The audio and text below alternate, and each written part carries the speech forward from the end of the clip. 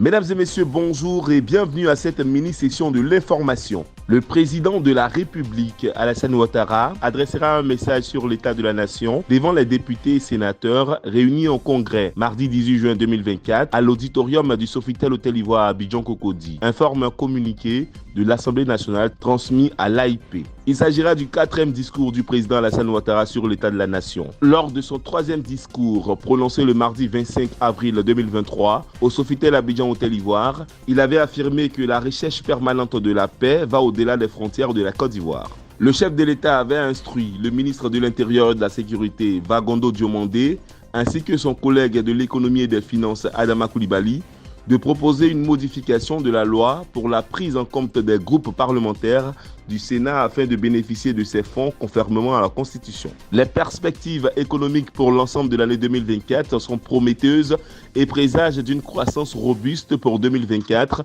au sein de l'Union économique et monétaire ouest-africaine UEMOA. Selon les données de la Banque centrale, la croissance au premier trimestre de l'année est attendue à plus de 5% et pour l'ensemble de l'année 2024 à plus de 6%. Une croissance estimée à 5,1% de la bonne tenue de l'activité dans l'ensemble des secteurs laisse augurer pour l'année 2024 une croissance robuste projetée à plus de 6% après 5,3% en 2023, a déclaré Jean-Claude Cassibrou, président du comité de politique monétaire. Dans le même temps, l'inflation a connu un recul important au premier trimestre de l'année 2024. L'inflation s'est située à 2,8% au premier trimestre de l'année 2024, se maintenant dans la fourchette cible de 1 à 3%. L'inflation sous-jacente a pour sa part baissé pour se situer à 2%, a souligné le gouverneur de la Banque centrale, Jean-Claude Cassibrou.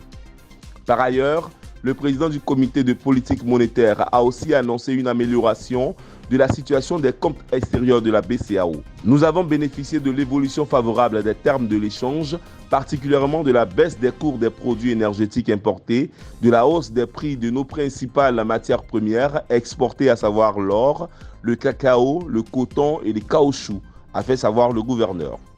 Pour cette deuxième session du comité politique monétaire, les membres vont se pencher notamment sur le rapport sur la politique monétaire dans l'UEMOA, qui donne une synthèse de l'évolution récente de l'environnement international et interne, ainsi que les perspectives économiques et financières de l'Union. Le dit rapport examine également les risques qui entourent ces évolutions, tout en formulant des propositions de mesures de politique monétaire. Ce mardi 4 juin s'est ouvert le premier sommet Corée-Sud-Afrique de l'histoire à Séoul. 25 chefs d'État et délégations de 48 pays du continent africain ont fait le déplacement dans la capitale coréenne. L'objectif de cette rencontre est de dynamiser les relations politiques, mais surtout économiques entre l'Afrique et le pays du matin calme. L'Afrique et son sous-sol offrent des opportunités importantes à la Corée du Sud de diversifier ses approvisionnements en matières premières et métaux rares.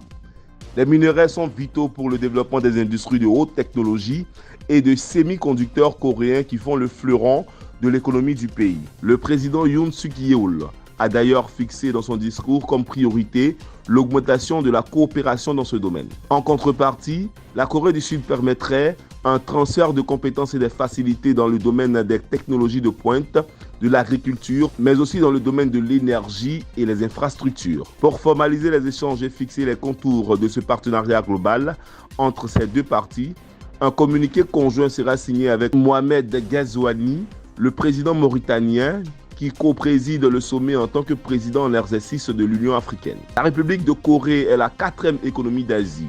Comment souhaite-t-elle s'y prendre pour augmenter ses échanges en Afrique? En plus des 10 milliards de dollars d'aide au développement et de l'aide de 14 milliards de dollars pour les entreprises coréennes, les autorités coréennes souhaitent profiter de cette rencontre pour nouer des accords bilatéraux spécifiques avec chaque État. C'est tout pour ce point express de l'actualité. Merci à toutes et à tous pour votre fidélité. Ne vous déconnectez surtout pas car l'information continue sur Golden Suite TV. Bonsoir.